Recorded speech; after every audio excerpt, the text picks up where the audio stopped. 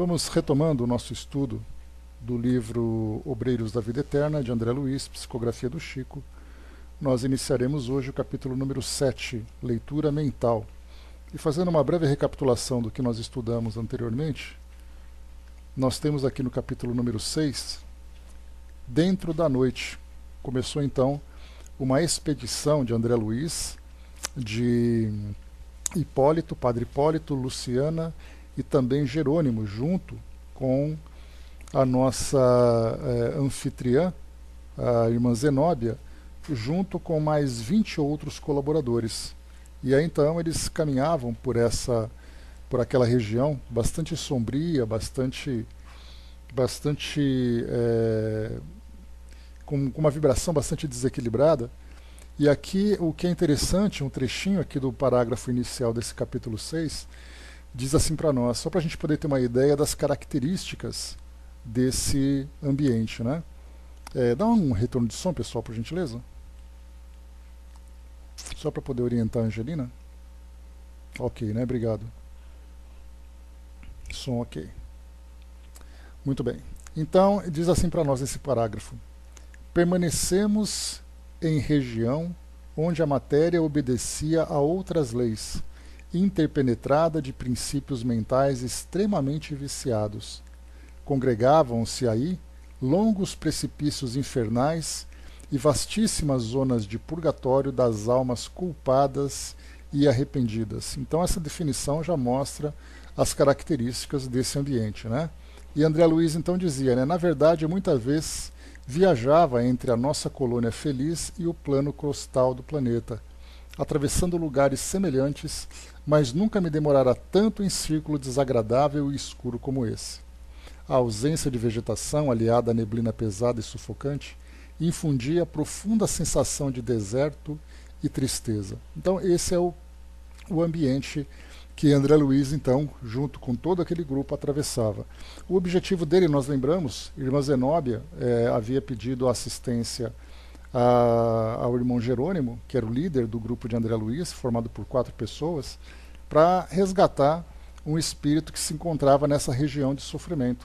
Um espírito que era do seu afeto, né, de uma relação pessoal que ela tinha. Inclusive ela pedia desculpas por envolvê-los nesse tipo de resgate, por ter que desviá-los do projeto inicial, que seria apenas uma passagem pela casa transitória de Fabiano, para chegar aqui até o mundo físico, né, onde eles trabalhariam com 5 pessoas que estariam desencarnando. Então eles se dirigiram àquela região lodosa, pantanosa, até mesmo abissal, como eles descreveram aqui, para resgatar esse irmão. Bom dia, Diva. Um pouco mais para frente nós temos então aqui mais 2 personagens, né? Chamada aqui, pegar aqui o nome deles direitinho, rapidamente. André Luiz, enquanto eu procuro aqui, André Luiz, ele, no meio do caminho, ele chegou a perguntar sobre aqueles espíritos que tentavam se aproximar do grupo e acabavam sendo afastados, né, por aqueles instrumentos de choque, né, de descargas elétricas que eles utilizavam. Então, André Luiz, fazendo um pequeno comentário, foi suficiente para chamar a atenção daquele grupo e causar um desequilíbrio, né, todo mundo querendo se aproximar. Isso fez com que ele se sentisse um tanto constrangido por causa disso. Mas depois a irmã Zenóbia comentou que eles não eram insensíveis às dores daquelas pessoas, mas cada um deve ser atendido no seu tempo, conforme mostre uma disposição para a assistência. 2 espíritos novos, então, irmão Domênico, né, o padre Domênico, ele havia sido um sacerdote aqui no mundo físico, e a mãe dele, Ernestina, né, a irmã Ernestina, que também seria evocada para ajudá-lo nesse resgate. Era um espírito bastante endurecido, esse padre Domênico, porque ele utilizou a função do sacerdócio para interesses pessoais. E isso fez com que causasse, né, um grande sofrimento para muitas pessoas, para ele próprio principalmente. Irmã Zenóbia tinha uma relação com ele no mundo físico e tentava ajudá-lo, mas acabou com esse desvio se afastando e ficou durante 40 anos. Ele então teve uma nova reencarnação nessa reencarnação ele voltou a causar sofrimento, e agora no mundo espiritual, então, ele passa por todo esse transtorno.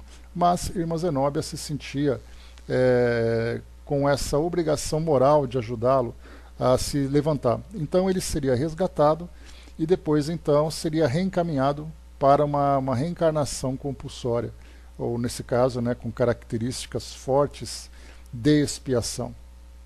Nesse grupo então nós tínhamos Luciana, que era aquela enfermeira, que tinha ali uma habilidade de penetrar na mente dos espíritos para tentar buscar ali, né, informações, tentar ajudar com orientações. Então a presença dela nesse grupo foi bastante providencial. Então nesse grupo então nós tínhamos o Padre Hipólito, que era bastante versado nas lições do Evangelho, André Luiz, que era ali um colaborador que não mostrava muitas habilidades, mas tinha ali uma virtude para ajudar, e também tínhamos Luciana, então, que era essa colaboradora com essa habilidade. Um detalhe importante também é que nesse grupo, além dessas 5 pessoas, André Luiz, irmão Jerônimo, Luciana e Padre Hipólito, junto com a irmã Zenóbia, os 20 colaboradores que faziam aquele volume desse grupo que caminhava por essa região, era formado, conforme André Luiz comenta, por pessoas comuns, que não mostravam grandes conhecimentos, não mostravam, traziam até mesmo, né, assim, umas características ainda primitivas relacionadas aqui com o mundo físico, mas tinham uma predisposição, um desejo de servir. Então essa característica das pessoas que serviam naquela colônia. Pessoas simples que, através desses trabalhos que eram oferecidos ou que eram realizados, eles conseguiam então se elevar, se reequilibrar, se prepararem para uma nova reencarnação. Então esse grupo, esses colaboradores anônimos que nós vemos aqui nessa descrição, eram espíritos que estavam ali tentando se melhorar, tentando se preparar para novas experiências. Então aqui nesse capítulo 7, que nós vamos entrar agora, a leitura mental. Nós veremos exatamente aqui a atuação de Luciana junto a Padre Domênico para ajudá-lo então a despertar. Ele se encontrava completamente desequilibrado, tomado, né, por um ódio muito grande pelo fato de ter sido sacerdote e não ter recebido tudo aquilo que foi prometido, né, dentro dos dogmas da crença que ele abraçava, no caso do catolicismo, porque se ele tinha esse direito especial no mundo espiritual, por que ele sofria tanto?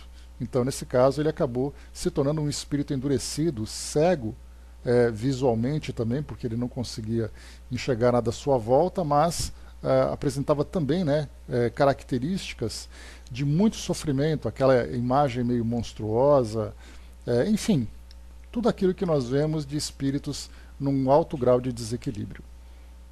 A leitura mental é o nosso capítulo de hoje, então. Após a oração silenciosa, Jerônimo fez Luciana compreender que atingíramos o momento de ação. A enfermeira clarividente, evidenciando carinho fraterno, aproximou-se do infeliz e, depois de fitar-lhe a fronte demoradamente, começou. Padre Domênico, vossa mente revela o passado distante, e esse pretérito fala muito alto diante de Deus e dos irmãos em humanidade. Duvidais da providência divina, alegais que o vosso ministério não foi devidamente remunerado com a salvação e imprecais contra o Pai de misericórdia infinita. Vossa dor permanece repleta de blasfêmia e desespero. Proclamais que as forças celestes vos abandonaram ao tenebroso fundo do abismo. E porventura não é assim? Gritou o desventurado, interrompendo-a, compelido pelas circunstâncias da vida humana a servir numa igreja que me enganou. Negam-me o direito de reclamar? O Evangelho não tem palavras de mel para o ato de Judas? Deverei, por minha vez, louvar os que me traíram? Não, Domênico. Vossos amigos não cogitam de criticar instituições. Desejam tão somente amparar-vos. Não concordais no vosso desvio da conduta cristã? Teríeis de fato agido como sacerdote fiel aos sagrados princípios esposados? Esperaríeis um paraíso de vantagens imediatas para cá dos túmulos, tão só pelas insígnias exteriores que vos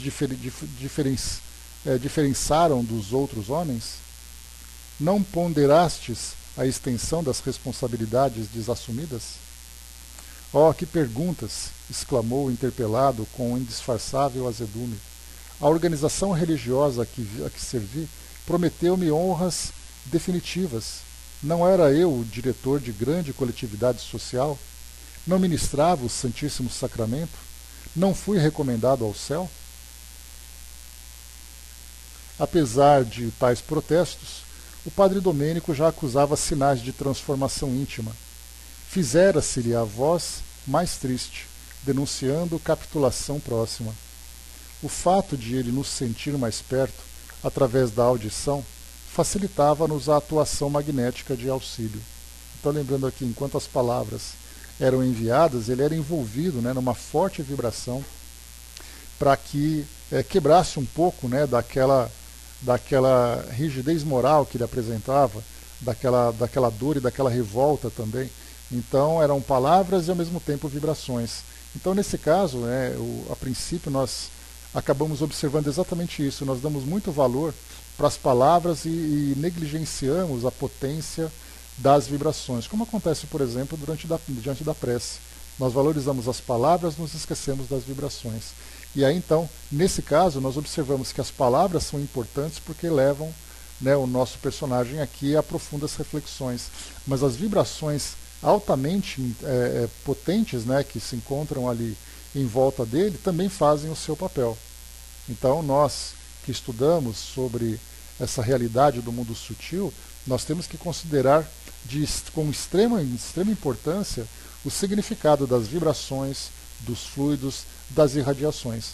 Com o passar do tempo a gente vai tendo um pouco mais de consciência, porque falar dessas energias, elas acabam sendo bastante abstratas para nós, porque nós costumamos, né, lidar com aquilo que é concreto, nós valorizamos aquilo que é concreto, aquilo que pode ser palpável, aquilo que pode ser visto, ouvido, falado, mas o silêncio das vibrações nós ainda não damos o devido valor. Mas aqui nós vamos aprendendo, né? Então, além do discurso que era apresentado por Luciana, conforme André Luiz coloca para nós, diz exatamente isso, né? O fato de ele nos sentir mais perto através da audição facilitava-nos a atuação magnética de auxílio. Bom dia, João. Bem-vindo, meu amigo. Bom dia, abraço. Ao término de suas interrogações reticenciosas, Luciano observou: as igrejas, meu amigo, são sempre elevadas e belas. Consubstanciam invariavelmente o roteiro de nosso encontro divino com o Pai de infinito amor. Ensinam a bondade universal, o perdão das faltas, a solidariedade comum. Mas e os nossos crimes, fraquezas e defecções? Em geral, todos nós, filiados a correntes várias do pensamento religioso na Terra, exigimos que se nos faça justiça, esquecidos, contudo, de que as noções de justiça envolvem a existência da lei. E como ludibriar a lei, soberana e inalterável, embora compassiva em suas manifestações? Não concordais que é absurdo reclamar determinado procedimento dos outros, esperando que o nosso eu tirânico e desequilibrado, as compensações somente devidas aos observadores das regras de purificação, das quais não passamos de meros expositores no campo do ensinamento? E a confissão? Tornou Domênico, visivelmente impressionado com as palavras ouvidas. Monsenhor Pardini ouviu-me antes da morte e absolveu-me. Então aqui a gente volta um pouquinho para tratar da questão dos dogmas, porque aqui ele evoca exatamente uma prática, né, bastante comum na Igreja Católica, que é a confissão. Então, a partir do momento em que ele confessa os seus pecados, o perdão ele acaba sendo dado, vem a absolvição, e o espírito então acaba se livrando das responsabilidades. Lembrando, né, que nós tratamos aqui de um livro da década de 1940, esse caso que nós vimos aqui provavelmente aconteceu lá por volta do final do século XIX, e nós tínhamos ainda aquela ideia dos dogmas, das indulgências, das compras, né, de toda aquela manipulação dos homens diante das leis divinas, que sustentavam a igreja, né? Então, aqui ele evocava exatamente isso, ele fez a confissão dele, ele recebeu o pecado, ele cumpriu ali com a sua penitência, como ele poderia no mundo espiritual sofrer tanto depois dele ser absolvido? Então é uma crença ainda bastante verdadeira, né, dentro da instituição, e nós vemos que espiritualmente denota nada mais, nada menos do que a nossa infantilidade, a nossa imaturidade. Porque conforme Jesus traz no seu evangelho, a cada um segundo suas obras. Então, por mais que nós desejemos, né, ou esperemos uma absolvição por parte de um representante de Deus aqui no nosso mundo, isso não nos isenta das responsabilidades. E continua aqui para nós, Luciana dizendo: e confiastes em semelhante medida? Vosso colega de sacerdócio poderia induzir-vos ao bom ânimo e à coragem necessária ao serviço de reparação futura, mas não conseguiria subtrair-vos à consciência os negros resultados mentais dos atos praticados. Vosso coração, Padre, é um livro aberto aos nossos olhos. Envolvido nas trevas, injuriais o nome de Deus e sua justiça. No entanto, a viva descrição de vossas reminiscências são bastante expressivas. Lembrando que o trabalho que Luciana faz era exatamente vasculhar as profundezas da mente desse nosso irmão e fazer com que essas lembranças se tornem vivas de novo. Exatamente para que ele, diante das desculpas que ele apresente, ele se depare com as próprias ações. Então, o trabalho mental que é feito no plano espiritual, de recordações, de revisão do passado, é algo que não tem como nós contornarmos. Por mais que nós tentemos encontrar uma desculpa, a realidade mostra a verdade diante de nós. E continua: por que Domênico se calasse humilhado, sob a vigorosa influenciação magnética de Zenóbia, que o mantinha nos braços, a clarividente prosseguiu, lembrando que ele se encontrava deitado quando ele foi encontrado, e Zenóbia então colocou a cabeça dele ao colo, né, ela também se sentou ao chão, colocou a cabeça dele ao colo, e aí então ele, não reconhecendo-a, né, inclusive ela ficava em silêncio, porque ela não queria que através do reconhecimento ele então se rebelasse com aquele passado que ele tentava então escapar. Então ela ficava lá em silêncio, enviando apenas vibrações, e todo o trabalho era feito então por Luciana, por Jerônimo e por Padre Hipólito, além, né, das vibrações de todos os colaboradores. Então, por que Domênico se calasse humilhado sob a vigorosa influenciação magnética de Zenóbia, que o mantinha nos braços, a clarividente prosseguiu: Veja-vos a derradeira noite na existência carnal. Acompanho-vos em noite fria, sob fortes rajadas do vento de céu sem lua. Desviastes o passo de centro populoso e enveredais por estrada sombria de recanto suburbano. Não somente vos observo a forma física, sinto-vos igualmente o estado emocional. Empolgado pela visão embriagante dos sentidos, penetram um lar honesto, cego por sentimento menos respeitoso para com alguém que vos ouviu inadvertidamente as palavras finas de sedução e malícia. Alijastes a batina escura, como quem despe incômoda capa. Envergais agora na intimidade de pequeno salão verde, perfumado costume de casimira cinza claro. Absorvida por vossas referências gentis, que apenas traduzem propósitos de sensação distantes de qualquer sentimento edificante, certa mulher cede às vossas promessas. Alguém, todavia, demora-se espreitando-vos. É um homem que se certifica da ocorrência e afasta-se alucinado, sem que lhe identificasseis a presença. Trata-se do esposo ofendido, em dolorosa crise passional. Distancia-se a caminho da pequena cidade próxima, tomado de dor selvagem. Penetra grande empório de bebidas e adquire 1 litro de vinho antigo, por alto preço. Afasta-se angustiado e oculto à sombra de árvores acolhedoras, adiciona ao conteúdo do frasco pequena porção de substância venenosa fulminante. Em seguida, espera-vos de longe, acariciando a ideia do assassínio. Noite alta, regressai ao presbitério, e o adversário, como quem volta a dirigir a viagem, saúda-vos agradavelmente com dissimuladas demonstrações de estima e confiança. Paira o convite ao vinho reconfortante na madrugada gélida e abris a porta da residência paroquial.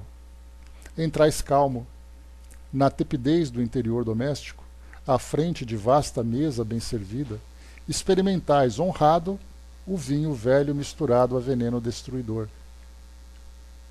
Não tivestes tempo para explicações. Ante vossos gemidos furiosos e roucos, entre esgares de sofrimento, o assassino ri-se e pronuncia aos vossos ouvidos feias palavras de maldição.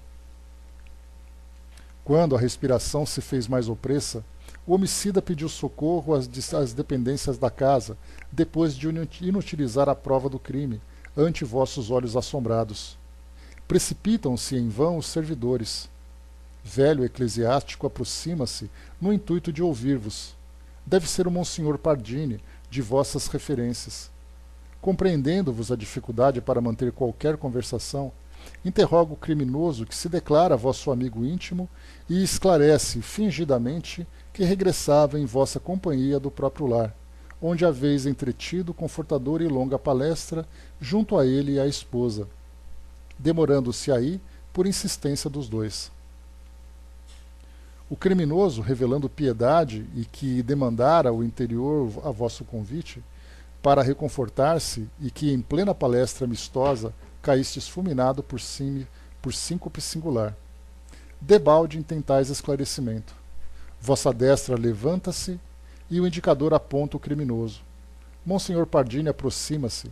O homicida toma-vos a mão quase inerte e exclama: é preciso salvar o padre Domênico. Minha esposa e eu não nos conformaríamos com semelhante perda. O eclesiástico que vos assiste permanece sob forte emoção. Supõe ser o vingador, o companheiro desvelado da vítima, e inicia o serviço dos moribundos. Endereçais supremo olhar, de impassível desespero ao adversário, e compreendeis o próximo fim do corpo. Esfriam-se-vos os membros, viscoso suor vos corre abundante do rosto, e num esforço tremendo pronunciais de maneira quase ininteligível uma frase: eu, pecador, me confesso. O religioso que vos acompanha, porém, fecha-vos os lábios no intuito de poupar-vos e assevera: Domênico, descanse em paz. Ao sacerdote reto não se faz necessária a confissão. No alento derradeiro, ainda hoje ministraste a sagrada partícula. Pede a Deus por nós no céu. Em seguida concede-vos plena absolvição de todos os pecados da existência humana, tratando-vos a personalidade espiritual cheio de santa confiança. A palavra do colega, porém, perturba-vos a consciência. No fundo sabeis que a morte vos surpreende em doloroso abismo. Em vão tentais receber a paz que Monsenhor Pardini vos deseja. Debalde procurais desviar o olhar do envenenador que vos segue, mordaz. Vossas mãos tombam inertes. O religioso amigo segura o crucifixo que não sentis. Vossos olhos param na contemplação da última cena. Abre-se a porta da alcova espaçosa e alguns servos ajoelham-se em pranto. Não distante, um cinto toca fúnebre aviso. Amanhece. Entretanto, semi-inconsciente, fustigado pela dor e pela desesperação, não vos vejo desfrutando as claridades do novo dia que surge.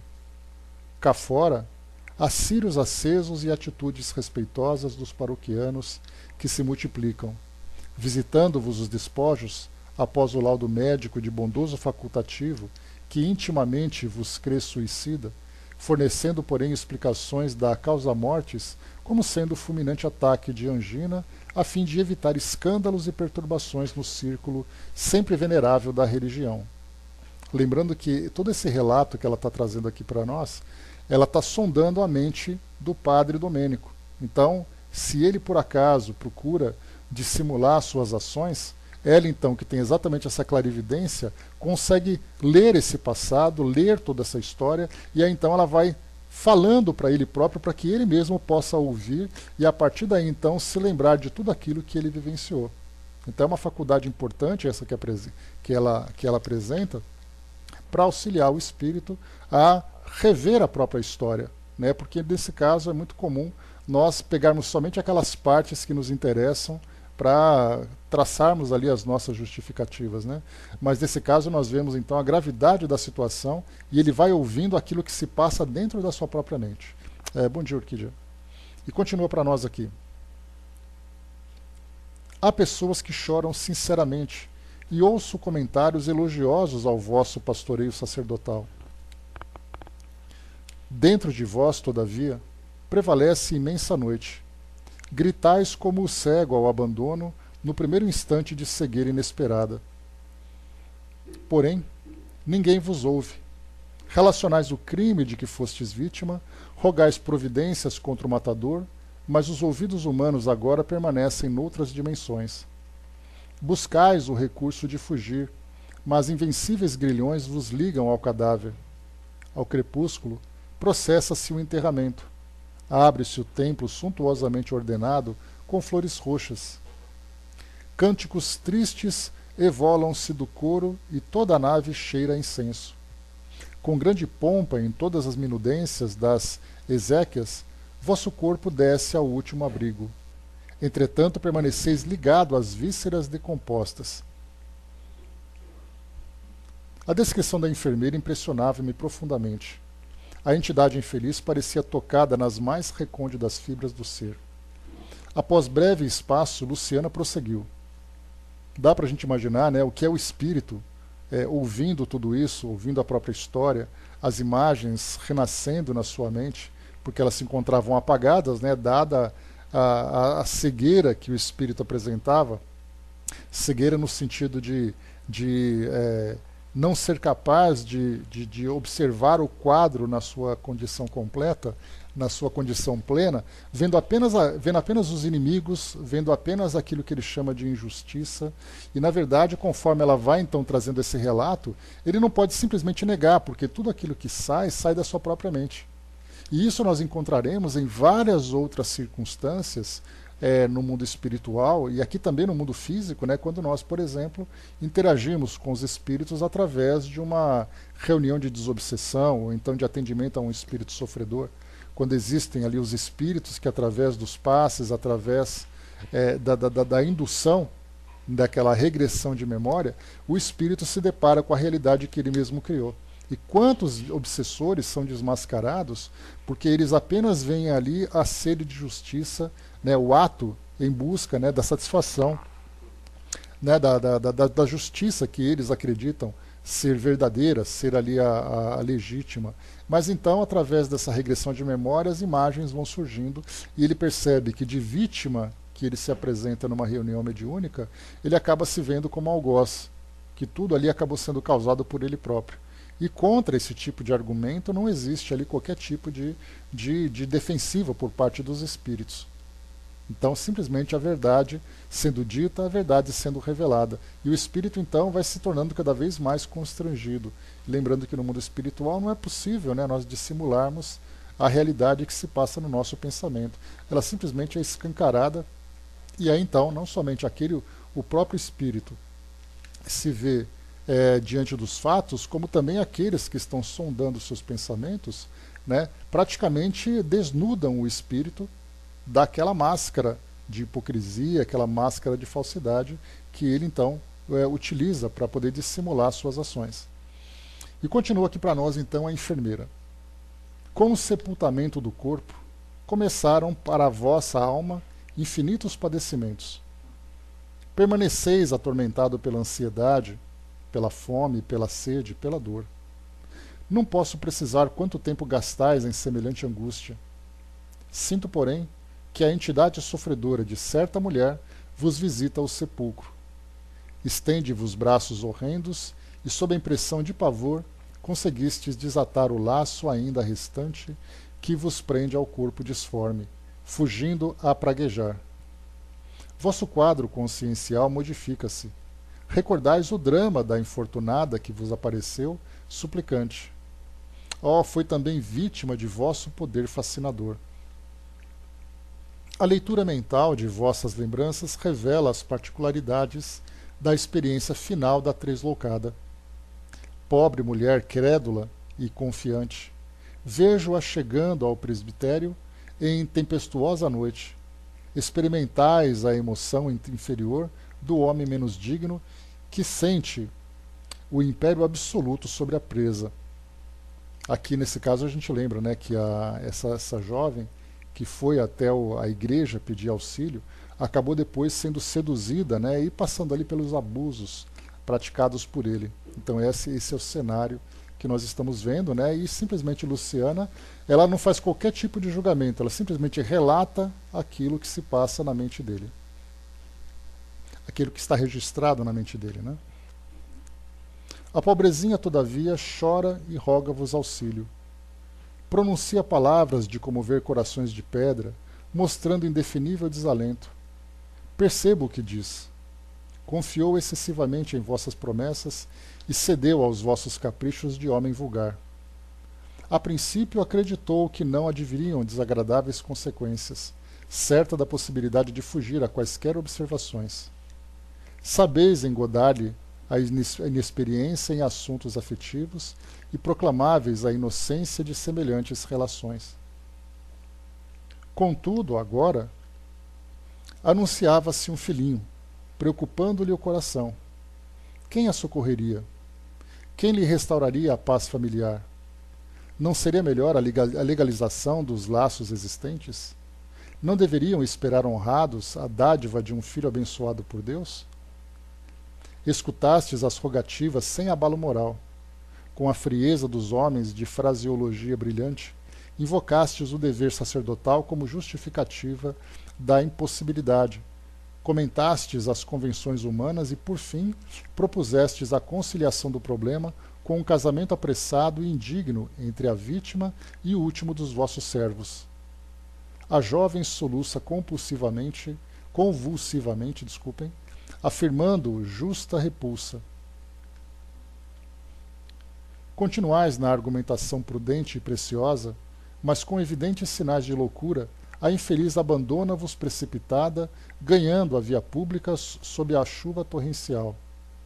Acompanho-a. Regressa ao lar paterno, fundamente desequilibrada pelo vosso golpe impiedoso. Ah, que horror! Vale-se a desaventurada de noite solitária e bulhenta e ingere grande dose de formicida, tentando o ato final da tragédia interior. Ninguém lhe escuta os rugidos de sofrimento selvagem, porque os trovões ribombam no céu. Ao amanhecer, todavia, um pai aflito corre ao vosso retiro repousante e coloca-vos ao corrente do fato. Morrera-lhe a filha misteriosamente. Como aclarar a situação? Não procedia com acerto buscando o conselho sacerdotal? Recebeis a notícia disfarçando dificilmente a emoção, repetindo textos evangélicos para consolar o amigo confiante. Preocupado, ponde-vos a caminho da residência enlutada. Aqui o que ele coloca para nós é que o pai, depois de encontrar a filha morta, foi exatamente à igreja pedir conselhos para o padre. E aí, então ele fez de conta que aquilo não tinha nada a ver com ele.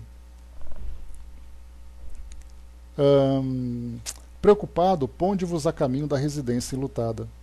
No entanto, sinto-vos perfeitamente o estado mental. Não vos aflige a perda de alguém que vos poderia estovar a tranquilidade. Preocupa-vos a descoberta de algum recurso aparentemente digno que vos conserve a cavaleiro da situação imprevista. Pronunciando palavras confortadoras, montastes guarda ao cadáver e chamastes médico amigo.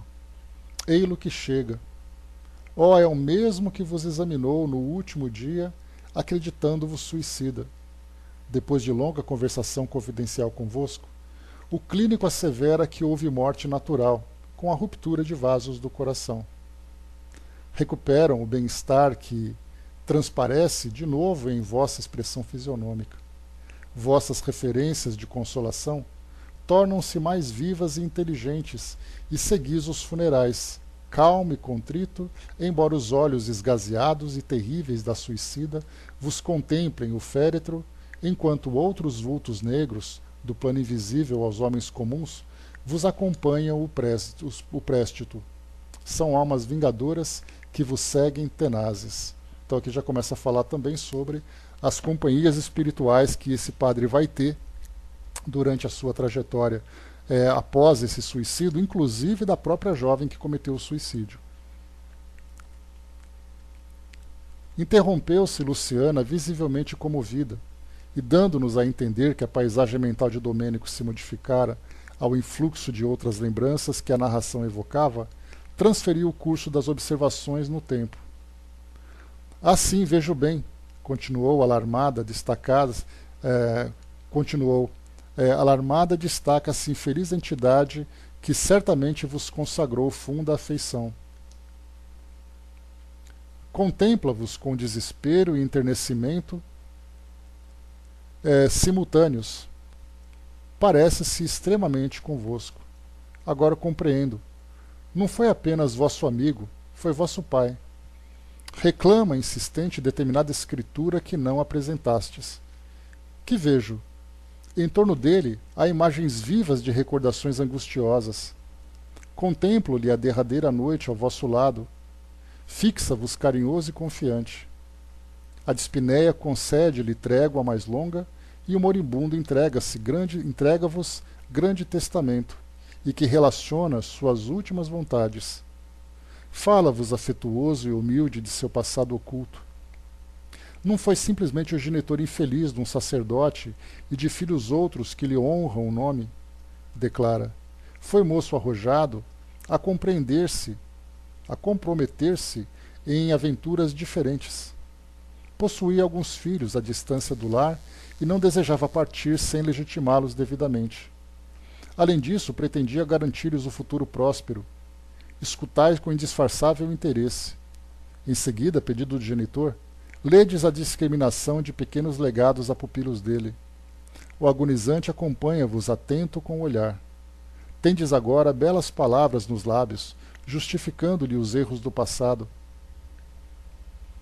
Sabeis consolar com primores verbalísticos que lhe provocam admiração. Por fim, prometeis ao coração paterno exato cumprimento de seus derradeiros desígnios. Edificado, confessa-vos ele os deslizes que omitira, declara-vos seu arrependimento in extremis, no caso da extrema unção, e diz que sua esperança no céu, onde Jesus lhe receberá os sinceros desejos de reparação. Palavras entrecortadas por suprema aflição, reitera-vos a súplica de amparo constante a certa mulher, cercada de filhinhos que esperam dele o sustento necessário. Ajudado por vós, abraça-se ao crucifixo que contempla de olhos nevoados, recitais longa e comovente oração, acariciando-lhe a cabeça grisalha. Mais alguns momentos, esforçando-se por ver-vos pela última vez, o moribundo corre os olhos no ato final do corpo. Estais sozinhos com o cadáver. Conservais o polegar e o indicador da mão direita sobre os olhos do morto, a fim de imprimir-lhe boa postura fisionômica. Antes, porém, de qualquer comunicado ao interior doméstico, sepultais o documento em móvel pesado, com intenções francamente hostis aos retos propósitos do desencarnado. Desde esse instante, parece-me que ele vos seguiu, sempre de perto, reclamando. Parece, angustiado, na tela mental de vossas lembranças vivas. Então aqui mais uma vez, o pai dele então, pedindo que o testamento fosse também levado para uma outra família que ele tinha constituído, paralela àquela que ele considerava a família oficial, e aí então o padre Domênico escondeu esse documento, guardando ali, mostrando a sua ambição e também negando o desejo do pai que viria ali então a desencarnar. Tornava-se então mais um acompanhante espiritual desse nosso irmão.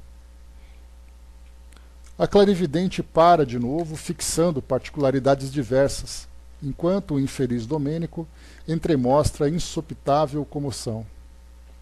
Agora, prosseguiu Luciana, dando conta da tarefa que lhe fora cometida. É outro perseguidor severo. Salienta-se a minha visão.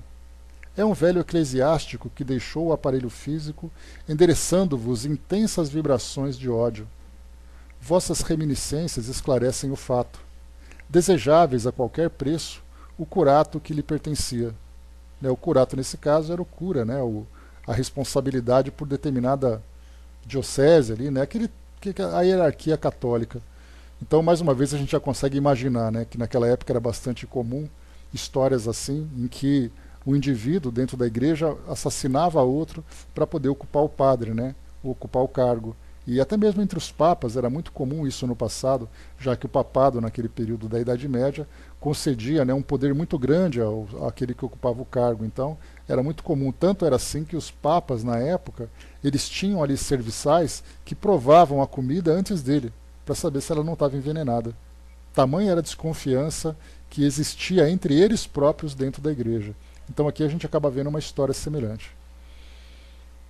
Então ele diz assim para nós, Pessoal, me dá um ok, por favor, todo mundo quietinho aí, só para saber se nós estamos aqui em ordem com o nosso áudio.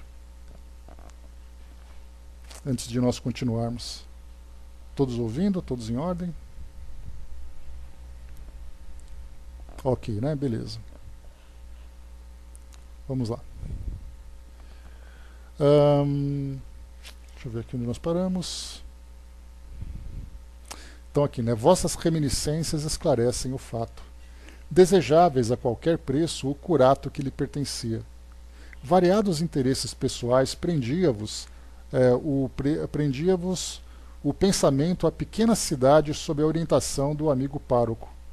Intentais a realização do desejo por métodos suasórios. Em longo diálogo, propondes a realização do desejo. Deixa eu ver aqui. Em longo diálogo, propondes a compra da paróquia em caráter particular.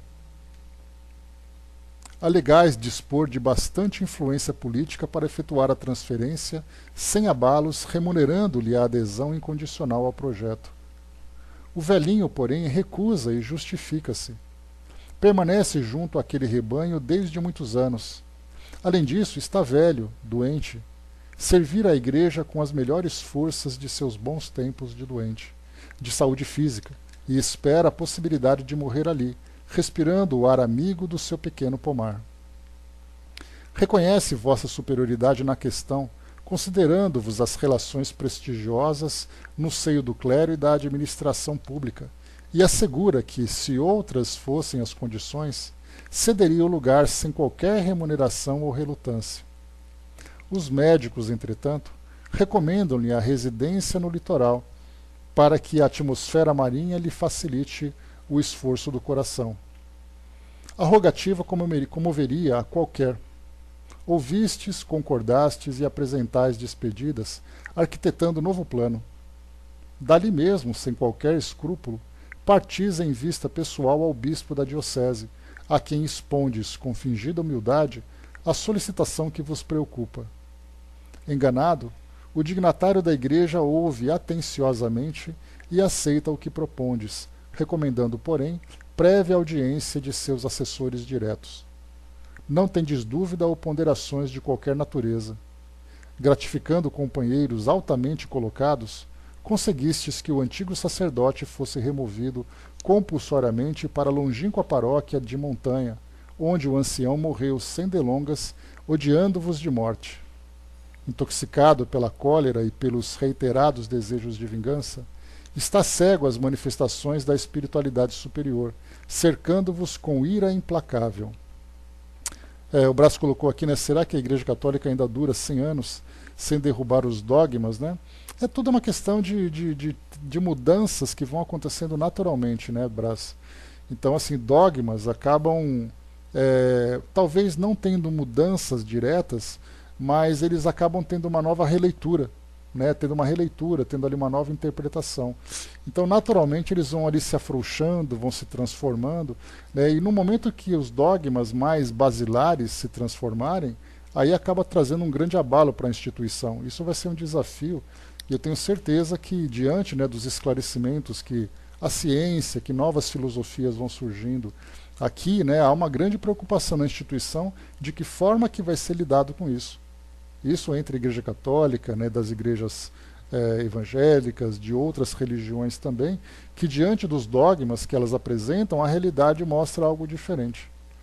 E como a gente viu, né, o próprio Kardec recebeu como resposta dos espíritos, lá na Lei de Progresso do Livro dos Espíritos, falando sobre a influência da doutrina espírita aqui no nosso mundo e as transformações que ela vai conduzir através dessa realidade do mundo espiritual, através das novas interpretações dos ensinamentos do próprio Cristo, né? Então, são desafios preocupantes que nós vemos ali, de que modo que essas instituições vão lidar com essas novidades que vão surgindo. Vamos ver o que vai acontecer, né? O que a gente espera, obviamente, não é a queda de uma instituição, mas é que seja uma mudança gradual, positiva para ela própria e para os seus fiéis. Porque não adianta a gente querer imaginar que a queda de uma instituição em favor, né, em detrimento do sucesso de outra, acabe sendo algo positivo. Pelo contrário. Então, na verdade, assim, as instituições devem se transformar a partir dessa nova realidade, promovendo também a transformação dos seus seguidores, né? E é o objetivo dela, né, Arnaldo, da doutrina, fazer com que, como lembra, né, Leon Denis, a doutrina espírita não é a religião do futuro, mas é o futuro das religiões, fazendo com que todas as suas crenças, todos os seus dogmas, todas as suas práticas, né, sejam gradualmente transformadas, afinizando, né, todos nós aqui do mundo físico com a realidade do mundo espiritual. Vamos aguardar aí para que as coisas vão acontecendo. Por exemplo, nós vemos hoje pessoas de várias religiões que assistem, por exemplo, uma novela que fala sobre reencarnação, como é o que nós estamos vendo hoje, novela que se encontra no ar. Né, acho que Sétimo Céu, né, me esqueci o nome da novela agora, mas um indivíduo que tem ali a sua crença sustentada por essas filosofias. E de repente vê, né, lê um livro, assiste a um programa que fala sobre reencarnação e aquilo para ela é algo agradável de se pensar, de se imaginar como sendo uma realidade, como é que ela vai pensar no dogma que proíbe e naquilo que o coração dela pede? Alguém que perde um ente querido e através de uma psicografia acaba sendo consolado, e a instituição que ela abraça diz que é proibido qualquer tipo de comunicação. Então, como lidar com aquilo que é uma realidade que escancara, né, as portas diante dessas pessoas, e elas ficam então presas?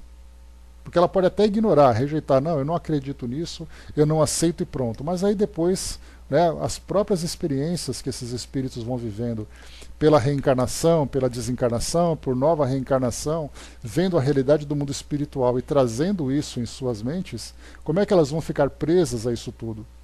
Então as próprias lideranças também terão esse esclarecimento. A mediunidade presente, revelando o mundo espiritual de uma forma completamente diferente do que se imagina. Como lidar com tudo isso, né? Mas vamos lá, continuando aqui então para nós. Vimos então esse padre aqui, como disse para nós, cego às manifestações da espiritualidade superior, cercando-vos com ira implacável, mais um profundo obsessor. O Arnaldo colocou, né, a psicografia de Dom Helder Câmara mexeu com as bases da igreja aqui no Brasil. Ele acabou se tornando, né, Arnaldo, uma obra apócrifa, né, porque aquilo pode ter algum valor para nós do meio espírita, né, mas para eles acaba sendo completamente ignorado. Mas com o passar do tempo, outras revelações dessa natureza vão acabar surgindo. Inclusive nós teremos pessoas do próprio meio aqui encarnadas, né, pensando de um modo diferente. E a pergunta é, como fazer tudo isso? E aí eu me recordo de uma passagem do Chico, que ele conversava com um sacerdote amigo, e o padre dizia assim, olha, tudo aquilo que tem de dogma, que tem de base, eu não tenho como acreditar diante daquilo que eu vejo. Aí perguntou, Chico, o que você me aconselha? Você acha que eu devo deixar a igreja e me tornar espírita? O Chico disse, não, permaneça na igreja. Porque é esse conhecimento que você vai ter que vai fazer com que as pessoas vejam essa realidade dentro daquela instituição. E não simplesmente você sair de lá e deixar aquelas pessoas à própria sorte, seguindo, né, aquelas ideias, aqueles dogmas. Então, na verdade, é assim, né, temos que aguardar que essas transformações vão acontecendo naturalmente. Não esperemos que isso aconteça de uma hora para outra e tudo de uma vez, tão pouco de uma hora para outra. Será uma mudança gradual. Podemos colocar aí algumas gerações ainda que vão vivenciar essas pequenas transformações. Novo intervalo da clarividência, da clarividente. Luciana, porém, recomeça a exposição mais alarmada. Então já vimos aqui, né? Mais alarmada ainda, mesmo depois de tudo aquilo que ela viu. Agora surge determinada mulher. Parece-me que desencarnou depois de melindrosa operação nos olhos. Sim, a vossa tela de reminiscências fala bem alto. Foi vítima do vosso poder fascinante de homem dominador. Ei-la ao vosso lado no último encontro, ainda na esfera carnal. Acabastes a refeição lauta da manhã, quando alguém bate à porta paroquial. Trata-se de pobre mulher, envelhecida prematuramente e quase cega, conduzida por anêmico menino de 9 a 10 anos, que vos suplica auxílio. Ante a frieza de vossa recepção, a infortunada, em palavras sentidas, invoca o passado de leviandade e pergunta se esquecestes o filho que lhe colocaste nos braços. Chora, gesticula e explica-se. Trabalhara sinceramente pela própria reabilitação, mas em toda parte acusavam-na de prostituição e ociosidade. Lutara heroicamente por manter o filhinho à custa do serviço honesto, mas adoecera sem qualquer proteção e ali estava quase cega, implorando socorro. Se pudesse, pouparia ao filho, ainda criança, a humilhação de conhecer o pai desalmado. Entretanto, o pequenino abeirava-se da morte. Surpreendera-o a tuberculose devoradora e suplicava-lhe auxílio financeiro para o tratamento indispensável. A criança contemplava-vos triste e confiada.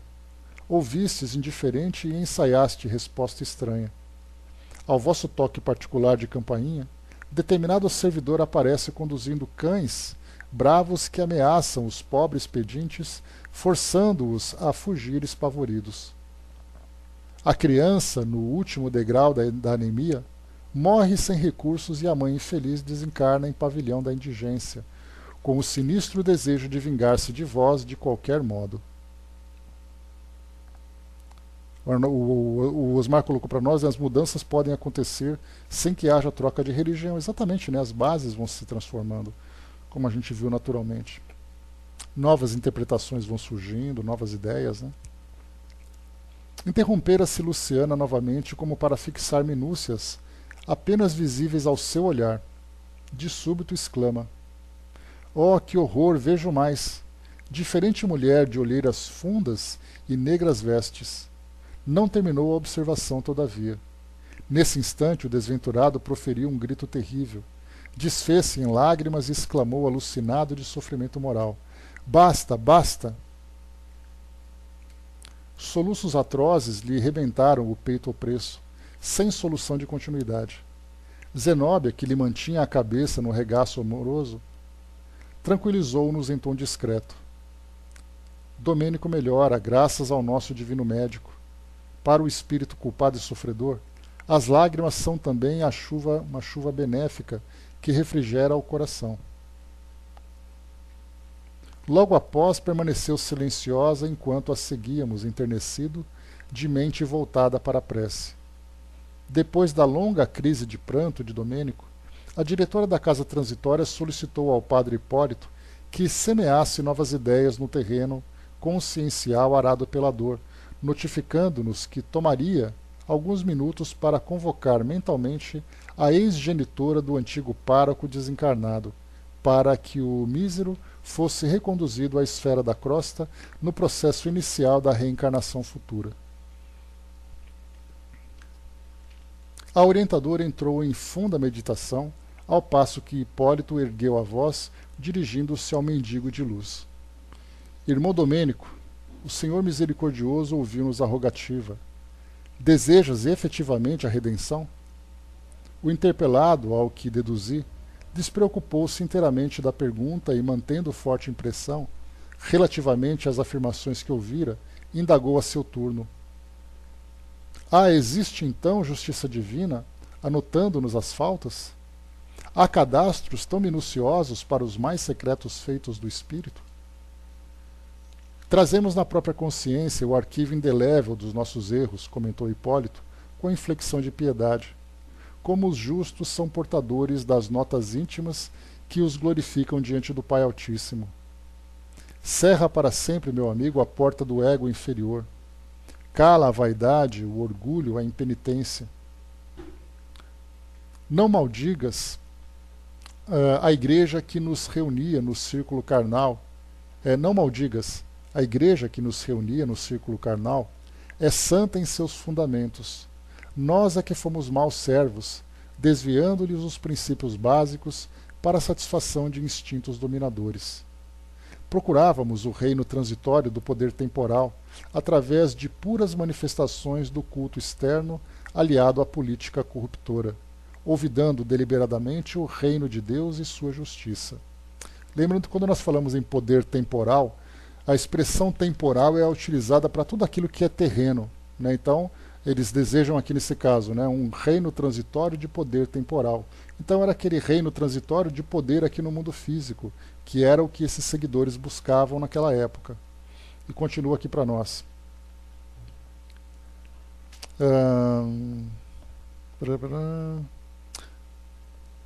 Podemos culpar, porventura, as mães devotadas pelos crimes voluntários dos filhos? A Igreja Universal de Jesus Cristo, que congrega todos os seus apóstolos, servidores, discípulos e aprendizes, é mãe amorosa e fiel. De novo, soluçante, o espírito infortunado revelara-se ferido nas fibras mais íntimas, provocando-nos comoção e lágrimas. Não condenes, prosseguiu o companheiro. Quantos antigos superiores nossos espiam nas regiões tenebrosas? Quantos se enganaram honrando no mundo a si mesmos, esquecendo o Senhor que passou fazendo o bem? Muitos dos dignatários orgulhosos que nos dirigiam às atividades, com o cálculo a presidir-lhe as deliberações, baixaram ao sepulcro em solenes exéquias, através de fanfarras e esplendores, para comparecerem aqui em dolorosas necessidades do coração, quais miseráveis mendigos. Muitos outros imploram socorro, ansiosos de paz e renovação. Por que motivo não nos restauramos também, a fim de movimentarmos o necessário serviço do amor que redime sempre? Levantemo-nos, meu irmão, para sermos úteis aos companheiros de outro tempo, reconduzindo-os ao porto de salvação. Recordemos aquele em cujo nome augusto juramos fidelidade ao céu ao céu na terra. Dói-te a penitência, fere-te a humilhação? E ele, porventura não percorreu a via dolorosa como vulgar malfeitor? Não aceitou a cruz que o flagelaria até a morte? Sim, concordou o interlocutor, tristemente. Tudo isso é verdade. Significativo gesto de Zenóbia compeliu o padre Hipólito a suspender as considerações. Dando-nos a certeza de que respondia ao chamamento silencioso da orientadora, também compareceu perante a nossa reduzida assembleia. Era uma velhinha simpática que nos conquistou de pronto pela delicadeza e generosidade radiantes. Abraçou a irmã Zenóbia como se o fizesse a uma filha muito amada e cumprimentou-nos cortês e reconhecida. Dispensávamos qualquer apresentação. Tratava-se de Ernestina, a dedicada mãe. Ajoelhou-se junto ao filho desventurado e, de mãos postas, rogou a proteção dos céus. Fosse pela renovação profunda daquela hora que lhe modificara o padrão vibratório, fosse porque as forças invisíveis de ordem superior manipulavam as nossas energias conjuntas em benefício do infeliz, Domênico, que era cego perante nós outros, conseguiu enxergar a recém-chegada. Comoventes gritos alcançaram-nos o íntimo. Mamãe, mamãe!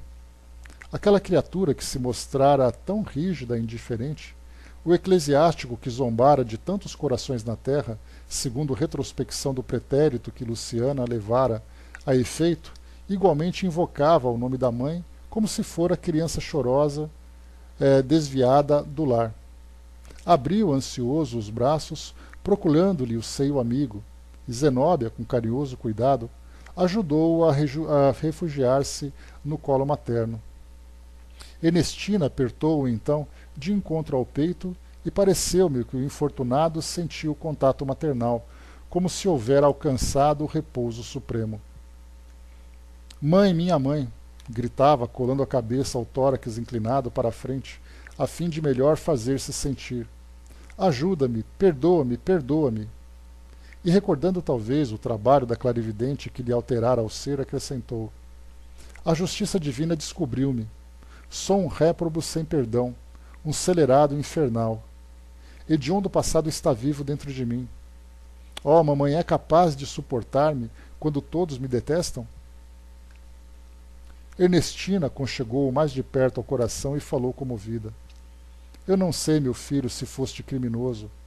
Sei que te amo com toda a alma, sei que sentia profunda saudade de tua presença carinhosa, no desejo enorme de sentir-se de novo junto de mim, que haveria de mais belo para meu coração que o doce enternecimento dessa hora.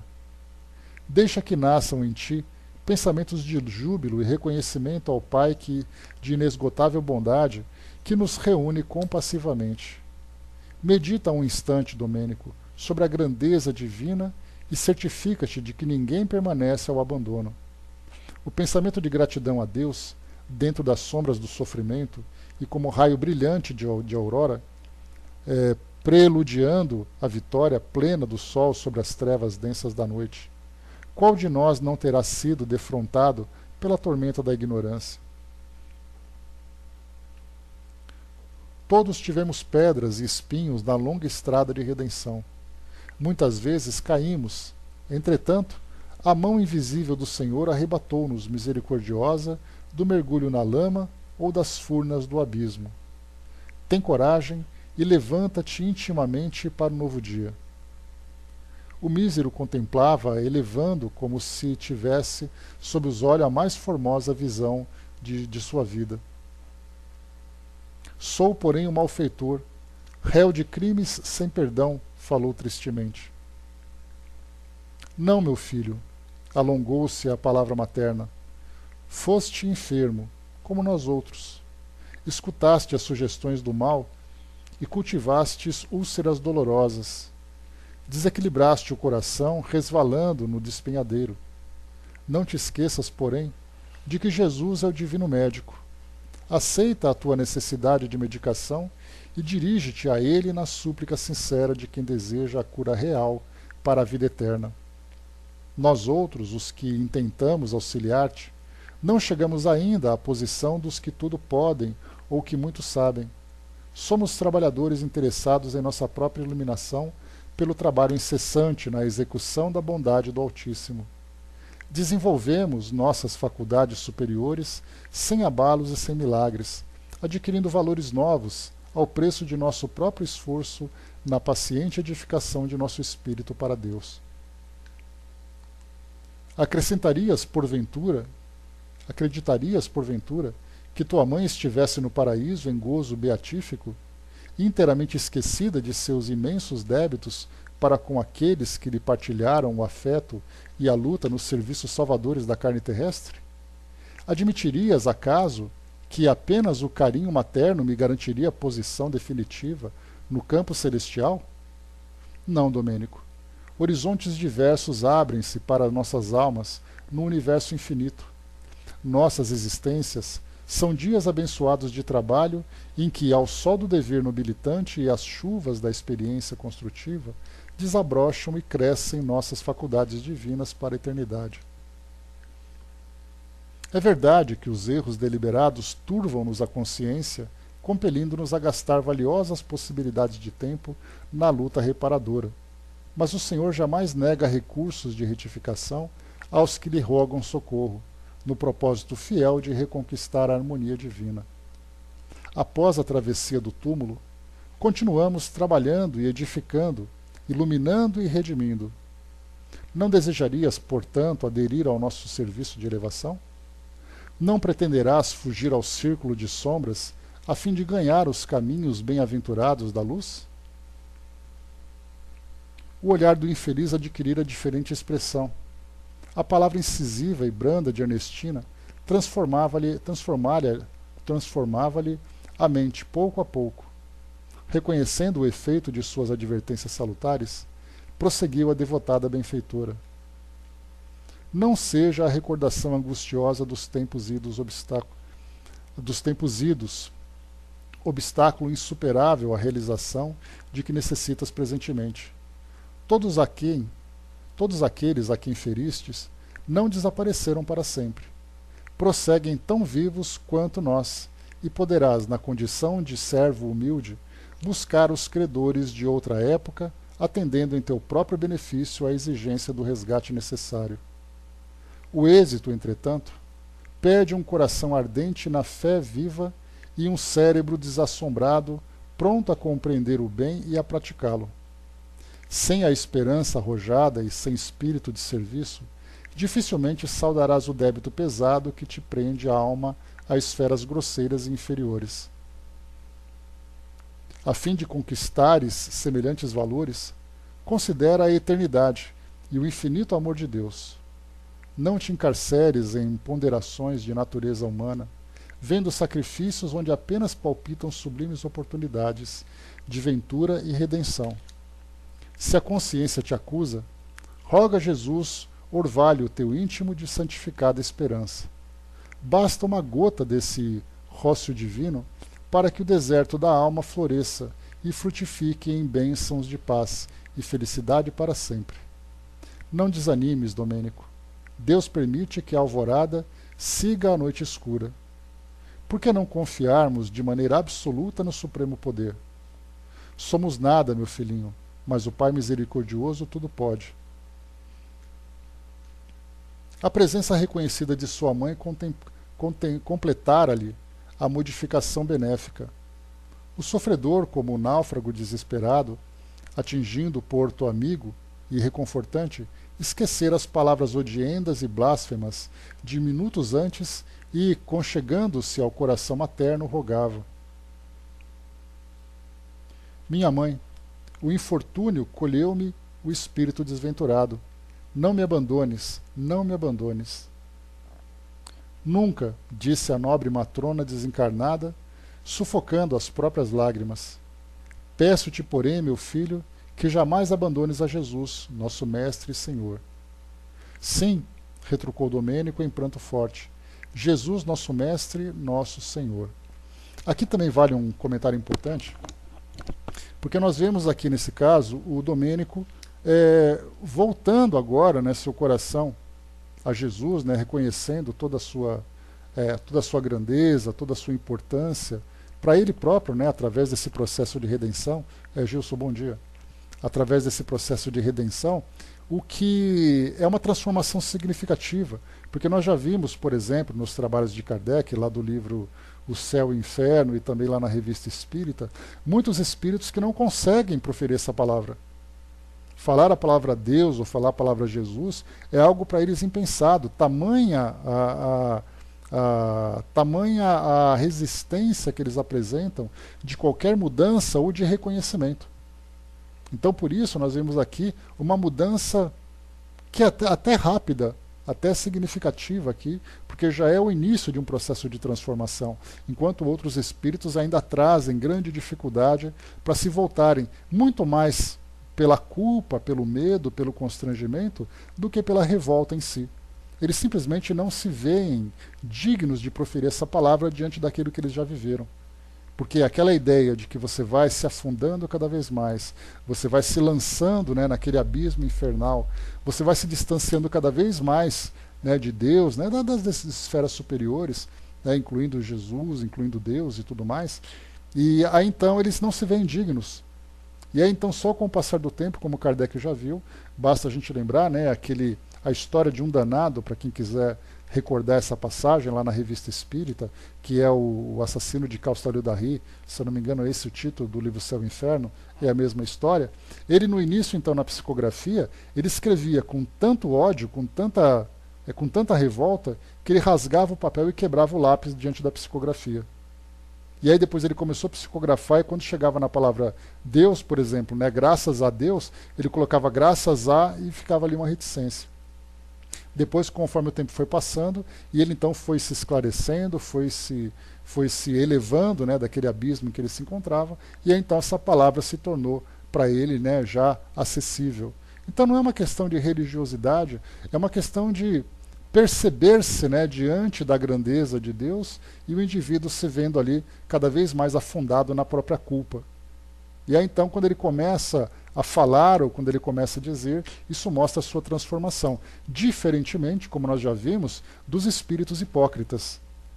Muitas vezes nós temos ali aqueles espíritos que falam passagens do Evangelho, falam de Jesus, falam de Deus, naturalmente apenas para seduzir aqueles que, né, que com eles convivem dentro dessa troca de vibrações, de ideias entre as dimensões. Então ele fala com uma absoluta naturalidade.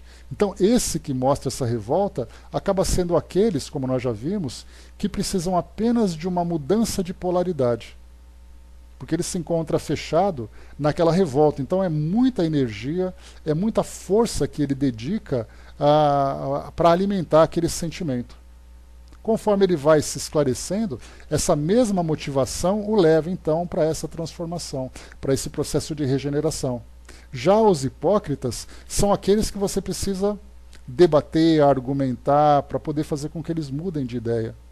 Então, conforme o próprio Kardec já disse para nós, naquilo que nós lemos, nessa passagem, né, das influências dos espíritos, ele diz exatamente isso. Os espíritos hipócritas são muito mais problemáticos para se trabalhar do que com os espíritos revoltados, do que com os espíritos que se encontram ali cheios de culpas.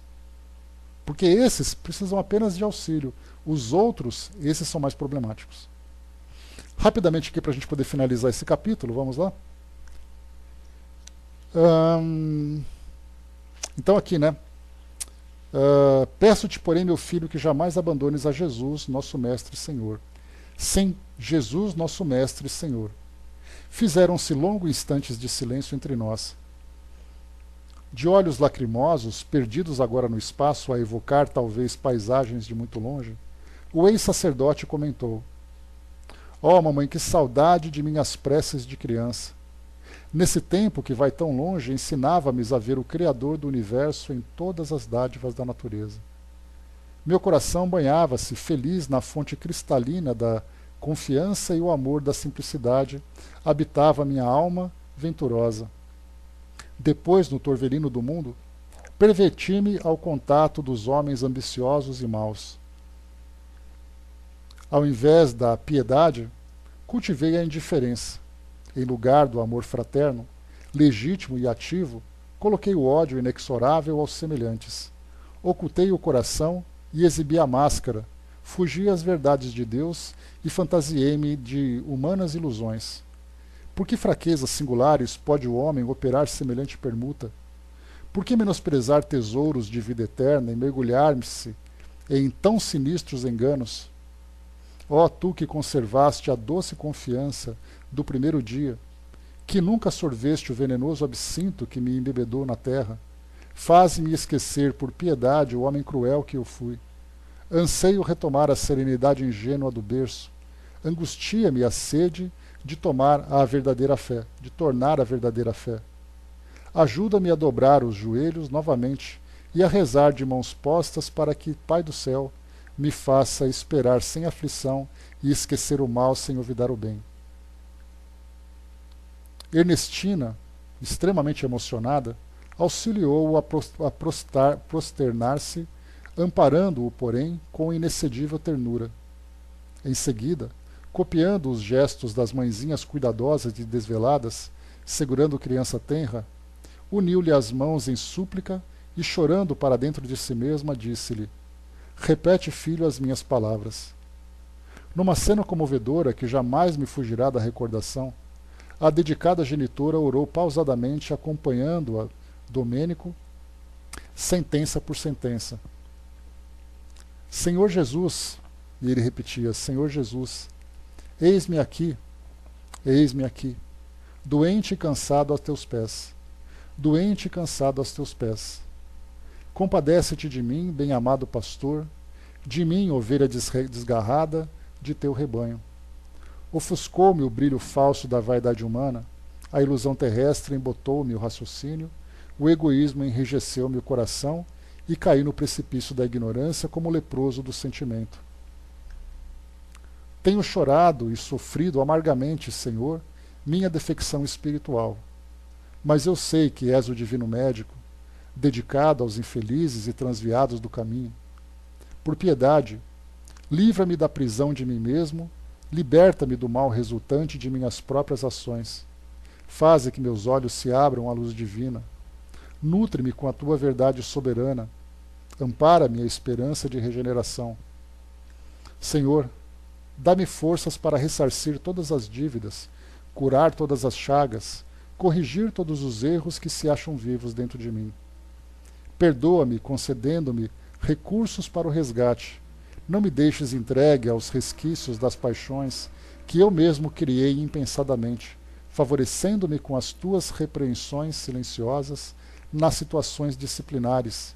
E, sobretudo, benfeitor sublime, retribuí aos teus servos que me auxiliam nesta hora, conferindo-lhes renovadas bênçãos de energia e paz, a fim de que auxiliem a outros corações tão extenuados e caídos quanto o meu. Jesus, confiaremos em tua compaixão para sempre. Assim seja.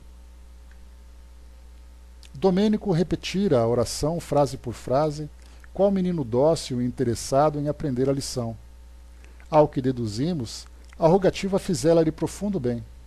Abraçou-se a Ernestina mais calmo, e enquanto a diretora da casa transitória lhe seguia os mínimos gestos, sem que ele lhe percebesse a presença, perguntou de improviso: Minha mãe, já que a tua ternura veio ao meu encontro no círculo das trevas, dize-me, onde está Zenóbia?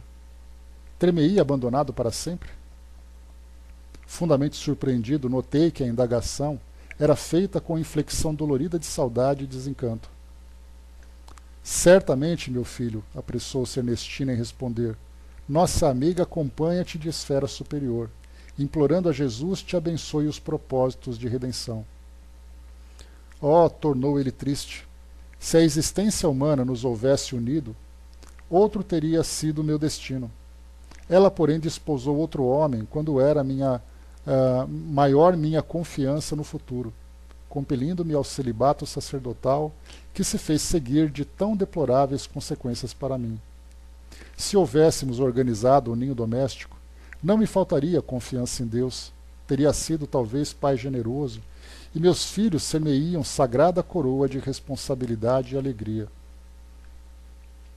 Zenóbia, minha mãe, era a lente milagrosa através da qual eu sabia ver o mundo noutro prisma. Em companhia dela, teria adquirido o dom de ver as oportunidades divinas que me cercaram o coração. Todavia, quando a sorte me arrebatou, esvaiu-se-me todo o sonho de construção equilibrada na terra. Dominado pela dor de perdê-la, acreditei que a religião me ofereceria refúgio inexpugnável contra as tentações. Que terrível engano! Sitiado no mundo de convenções que me constringia o espírito e distanciado da sublime influência da única mulher que, a meu ver, me poderia salvar, despenhei-me de abismo em abismo, convertendo-me num demônio insaciado, a destruir e perverter. Teria ela compreendido algum dia como fui infeliz? Apiedar-se-ia de minha dor cheia de miséria e ruínas?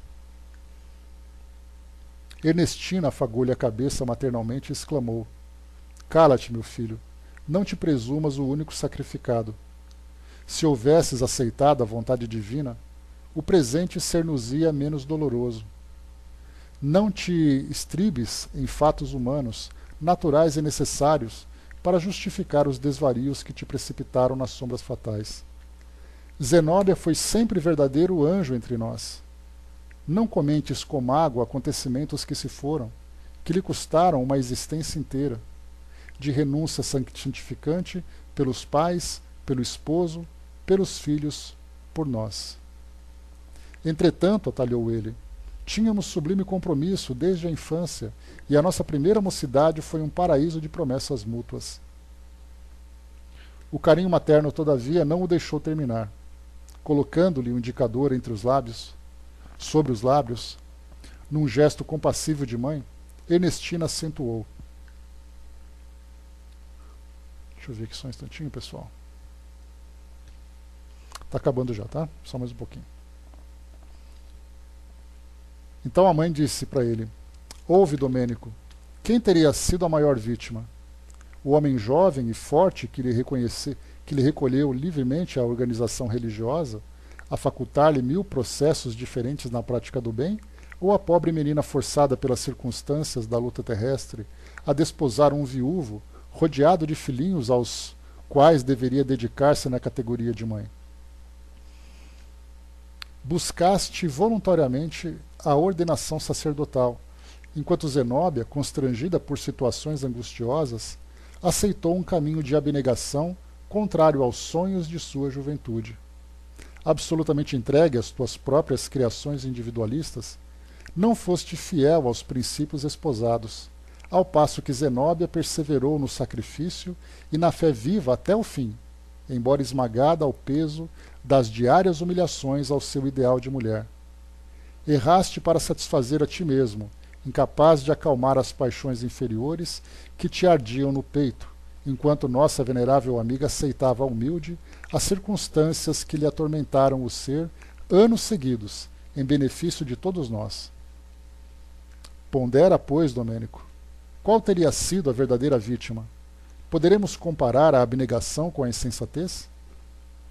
Percebia-se que a elevada orientadora se ligava aos dois, através dos fios de doloroso romance que não nos era dado conhecer. Domênico escutou compungidamente as observações, calou-se longo tempo, internado talvez no plano de longínquas recordações, e concluiu tristemente: é verdade. Compete-nos agora, falou Ernestina com brandura, avançar para alcançá-la. Nesse instante, embora discretamente, Zenóbia começou a chorar, contemplando-lhe o rosto debruçada sobre ele, e certo, em obediência ao vigoroso desejo da diretora da casa transitória, Domênico sentiu que as gotas quentes de pranto lhe caíam na face melancólica.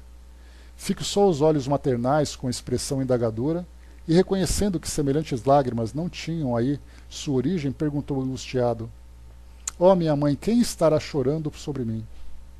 A benfeitora carinhosa, cujo olhar descortinava todas as particularidades da cena comovente, respondeu sob forte emoção: os anjos choram de júbilo nas regiões celestes, quando um coração sofredor se levanta do abismo.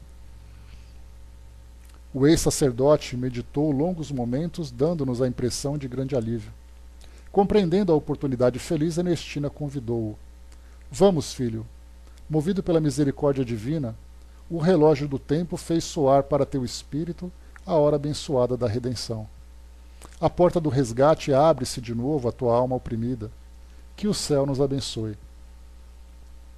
Irei contigo, mãe, onde quiserdes, respondeu o infortunado sem amargura. A venturosa mãe endereçou-nos expressivo olhar de agradecimento, enlaçou-o nos braços como se fizesse uma criança enferma e partiu suportando o valioso fardo, em direção à crosta planetária, a desafiar jubilosa e feliz as sombras densas. Novamente a sós, reparei que a irmã Zenóbia se mantinha transfigurada, ditosa. Enxugou as lágrimas, revelando nos olhos alegrias desconhecidas. Estendeu-nos a destra em sinal de gratidão e contentamento.